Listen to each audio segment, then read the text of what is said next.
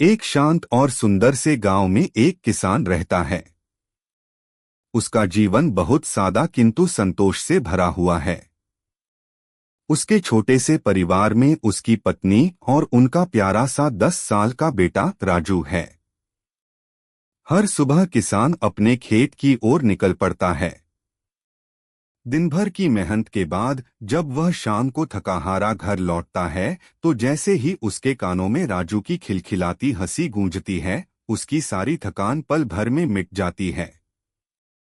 बच्चे की मासूम मुस्कान और उसकी पत्नी के स्नेह से भरी दृष्टि किसान के लिए किसी वरदान से कम नहीं होती। वह रोज ईश्वर से प्रार्थना करता है, हे भगवान, हमारा यह छोटा सा संसार, यह परिवार हमेशा यूं ही खुशहाल बना रहे, कभी किसी दुख की छाया हम पर न पड़े। एक दिन की बात है। किसान रोज की तरह सुबह सुबह अपने खेत की ओर जाने लगा। घर से निकलते समय उसने अपनी पत्नी से कहा, अगर आज मैं खेत से देर से लौटूं या अंधेरा हो जाए तो खाना खेत में ही भिजवा देना। पत्नी ने मुस्कुराकर सिर हिलाया और बोली, ठीक है, मैं वैसा ही करूंगी। इतना कहकर किसान हल और बैल लेकर खेत की ओर बढ़ गया। खेत में पहुंचकर उसने बड़ी लगन और प्रेम से अपना काम शुरू किया।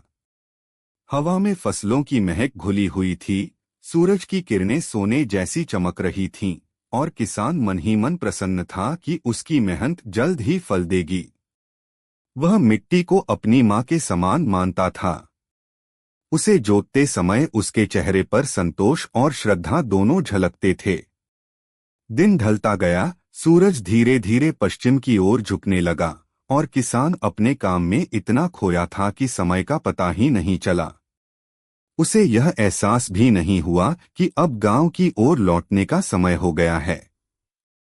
सूरज अब धीरे धीरे पश्चिम की ओर ढल रहा था, आसमान पर लालिमा फैलने लगी थी।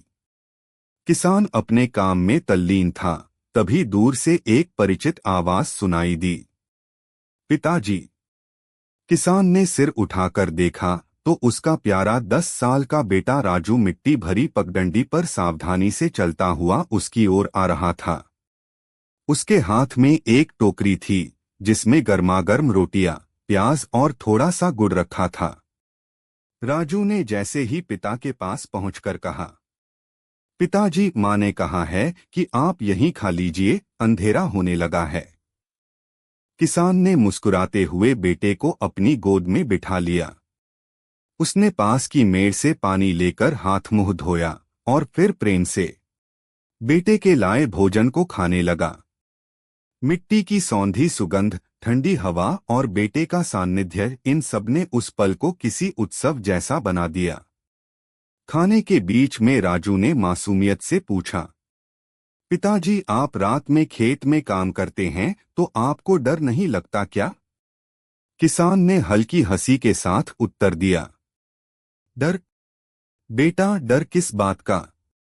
हम किसान हैं, हमारे लिए दिन रात का कोई अंतर नहीं होता। जिस मिट्टी में हमारा जीवन बसा है वही हमारी माँ है। दिन में उसका आशीर्वाद पसीने के रूप में मिलता है और रात को उसकी गोद में सुकून मिलता है। जो धरती माँ के साथ जुड़ा है उसे किसी चीज से डर कैसा? राजू बड़ी आंखों से पिता को देखता रहा। अच्छा पिताजी, उसने कहा, तो आपको सच में डर नहीं लगता?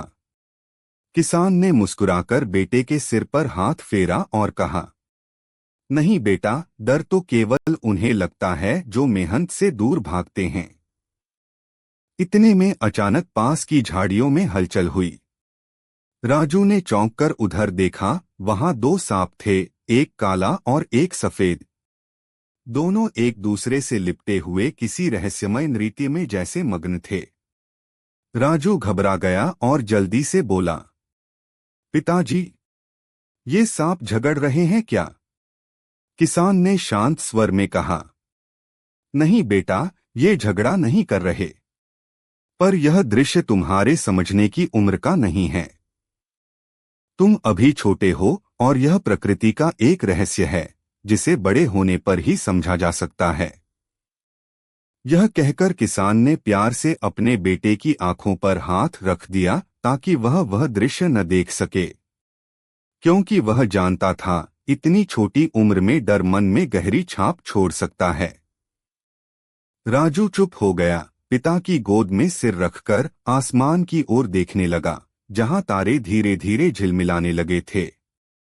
उसके बाद किसान ने कुछ और देर और खेत में काम करता रहा। काम पूरा होने के बाद उसने अपने बैलों और हल को अपने कंधे पर उठाया, अपने छोटे बेटे का हाथ अपने हाथ में थामा और धीरे धीरे घर की ओर चल पड़ा। जब किसान घर पहुंचा तो घर के सभी लोग प्रेमपूर्वक बैठकर खाना खाने लगे। सबने साथ में हंसते हुए भोजन किया और फिर प्रेमपूर्वक सो गए। सुबह हुई तो किसान को कुछ जरूरी काम से शहर जाना पड़ा।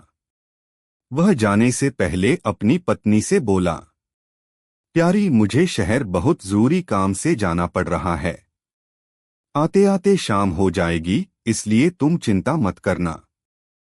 इतना कहकर किसान शहर की ओर निकल पड़ा। किसान के जाने के बाद उसका बेटा स्कूल से घर लौटा। उसने मन लगाकर अपना सारा होमवर्क पूरा किया।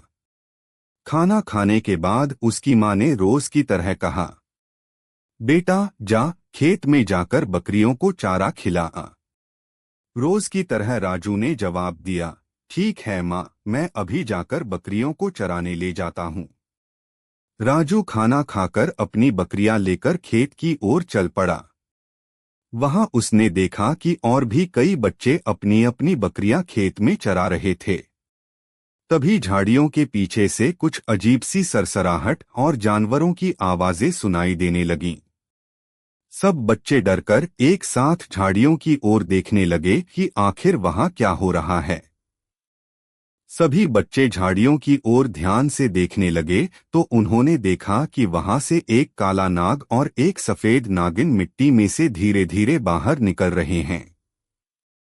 दोनों एक दूसरे के चारों ओर लिपटे हुए थे। बच्चों को लगा कि वे आपस में झगड़ रहे हैं, पर वास्तव में वे झगड़ नहीं रहे थे। वे तो प्रकृति के नियमों के अनुसार प्रेम का प्रदर्शन कर रहे थे। लेकिन बच्चे इतने समझदार नहीं थे। उन्हें लगा कि बड़ा काला सांप छोटे सफेद सांप को मार देगा। यह सोचकर सारे बच्चे ताली बजाने और शोर मचाने लगे ताकि वह बड़ा काला सांप डर जाए और सफेद सांप को छोड़कर भाग जाए। परंतु जब काला सांप सफेद सांप को नहीं छोड़ रहा था और दोनों वैसे ही लिपटे हुए थे, तो राजू, जो किसान का बेटा था, डर गया। उसने जमीन से एक मिट्टी का ढेला उठाया और पूरे जोर से काले सांप पर फेंक दिया। ढेला लगते ही काला नाग और सफेद नागिन घबरा गए और एक दूसरे से अलग होकर विपरीत दिशाओं में भाग गए।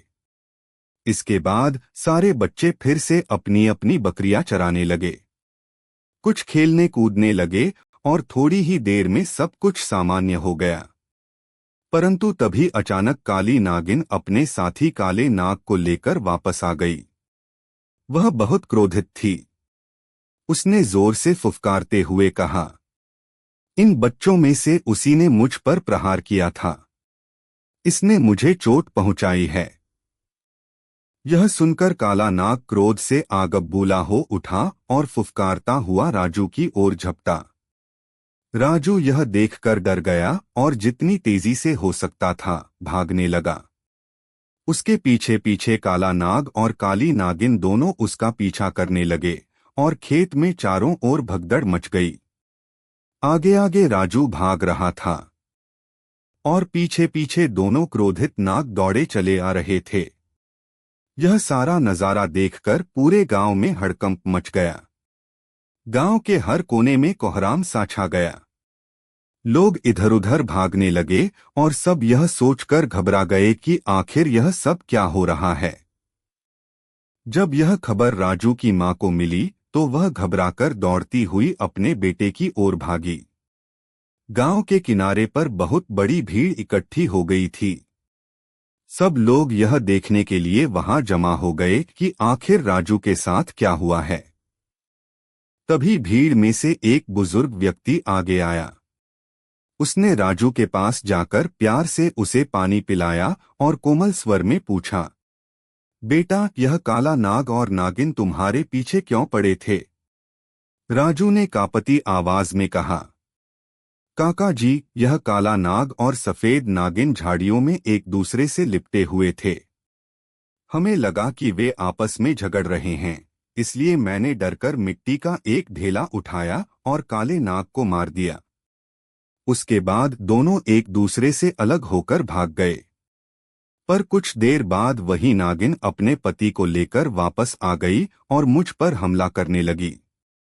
राजू यह सब बता ही रहा था कि तभी काला नाग, जो पास ही छिपकर यह सब सुन रहा था, धीरे धीरे सरकता हुआ बाहर आया।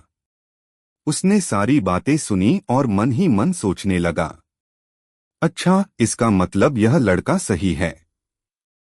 इसने तो मेरी पत्नी नागिन को इसलिए मारा क्योंकि वह किसी दूसरे सांप से प्रेम कर रही थी।